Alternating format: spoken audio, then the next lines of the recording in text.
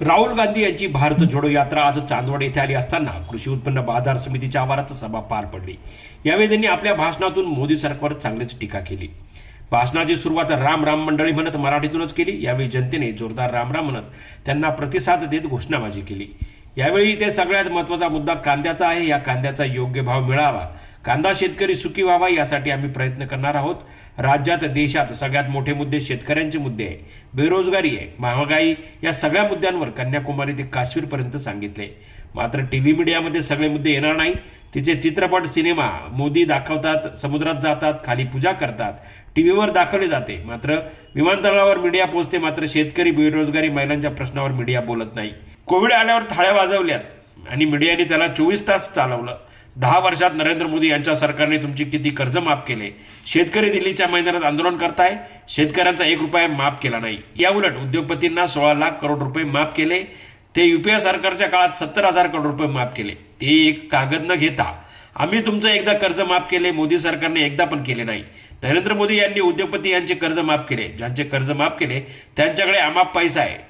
जेवढे पैसे देशाच्या जनतेच्या हातात तेवढेच पैसे फक्त मोजक्या 24 उद्योगपतींकडे आहे। तुम्हाला चारही बाजूने घेरले जात आहे। चांगला भाव शेतकऱ्यांना देत नाही, जीएसटी लावली जाते। देशात श्रीमंत उद्योगपती यांचे कर्ज माफ होत आहे।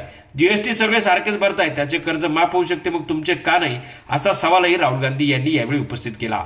भाजपा सांगते कायद्याने एमएसपी लागू नाही केली जाऊ शकत, पण आम्ही सांगतो हे होऊ शकते। विमा योजनेत तुम्हाला नुकसान होते, यात तुमचा फायदा होत नाही। या योजनेत तुमचे रक्षण करणे गरजेचे आहे। कांदा विकताना आयात निर्यात धोरण बदलले जातात। आमचे सरकार आल्यानंतर आयात निर्यात धोरण शेतकरी हिताचे राहणार असून नुकसान होणार नाही याची काळजी घेतली जाईल। शेतकऱ्यांवर विविध कर लावले जात आहे। जीएसटीच्या माध्यमातून आमचे सरकार आल्यावर आम्ही शेतकऱ्यांना जीएसटी मुक्त करू। आमचे दरवाजे हे तुमच्यासाठी नेहमी खुले असणार आहेत। चाहे वो महाराष्ट्र की सरकार हो, दिल्ली की सरकार हो, हमारे दरवाजे आपके लिए खुले रहेंगे।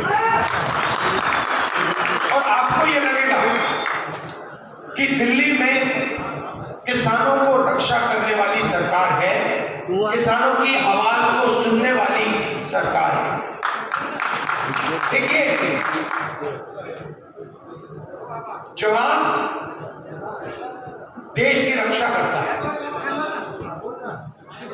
बॉर्डर पर रक्षा करता है, बाहर से कोई ना आए उसकी जिम्मेदारी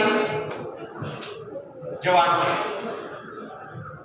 उधर उन्होंने अग्निवीर लागू कर दी, 2 तरीके के शहीद बना दिए। 6 महीने की ट्रेनिंग मिलेगी अग्निवीर को, 6 महीने की ट्रेनिंग मिलेगी। चाइना का जो सैनिक है उसको 3-4 साल की ट्रेनिंग मिलेगी। बीजेपी ने कहा कि कानूनी एमएसपी लागू नहीं की जा सकती।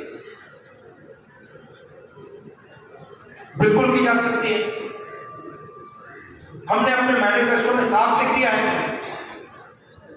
कि कानूनी एमएसपी लागू की जाएगी और स्वामीनाथन रिपोर्ट के मुताबिक की जाएगी। दूसरी दवाई ये। तीसरी दवाई, फसल बीमा योजना जो बनाया उससे आपको नुकसान होता है।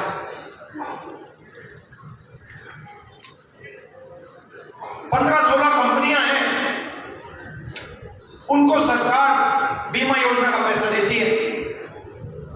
सत्तेत आल्यावर दिल्लीमध्ये शेतकऱ्यांचे सरकार राहील। सरकारचे कर्तव्य आहे जवान आणि किसान दोघांचे रक्षण करणे। तुमच्याशिवाय देश चालू शकत नाही। माझे दरवाजे तुमच्यासाठी काय उघडे राहतील असे मत राहुल गांधी यांनी यावेळी व्यक्त केले। राष्ट्रवादी काँग्रेसचे अध्यक्ष खासदार शरद पवार यांनी आपल्या भाषणातून अनेक मुद्द्यावर भाष्य केले। जवाहरलाल नेहरू, महात्मा गांधी यांची विचारधारा घेऊन चालणारे नाशिक आहे। कांदा, द्राक्ष आणि गहू येथील शेतकरी मोठे कष्ट करतो, याच्याकडे लक्ष दिले जायचे, पण आताचे सरकार शेतकऱ्यांकडे लक्ष देत नाहीये। मनमोहन सिंग सरकार होते तेव्हा कांद्याच्या बाबत विषय होता तो निर्यात बंदी लावली होती। कांद्याचे भाव वाढले होते, जगणे मुश्किल झाले असे लोक संसदेत म्हणायचे।